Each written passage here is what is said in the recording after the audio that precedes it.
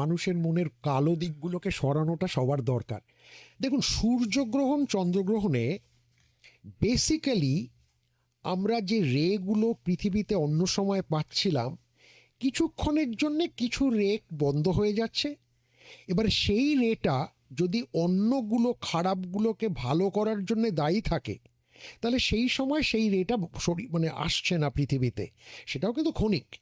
এবারে সেই সময় অনেকে দেখেছি যে খাবার দাবার সব ফেলে দিচ্ছে, পরদিন নতুন করে রান্না হচ্ছে মা যারা হচ্ছেন তাদের জন্যে।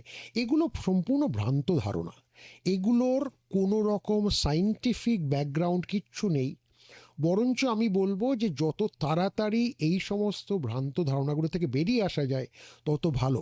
কোনো রকম চন্দ্রগ্রহণ সূর্যগ্রহণে খাবারের কিছু ব্যাপার থাকে না, বরঞ্চ যেটা করা যায় সেটা হচ্ছে ওই ডাইরেক্ট তাকানোগুলো, সেগুলো একটু না করাই ভালো। সেটা সবার পক্ষেই না করা ভালো। সেটা যে মা হতে চলেছেন তার স্পেশাল কিছু নয়, কারণ কতগুলো ক্ষেত্রে দেখা যায় যে রেসগুলো এত হেভি থাকে যেটা চোখের কর্নিয়া বা চোখের অন্যান্য অঙ্গগুলোর ক্ষেত্রে ক্ষতিকারক হতে পারে। তাছাড়া কিন্তু কোনো স্পেশাল প্রিকশনের কোনো জরুরি দেখি না।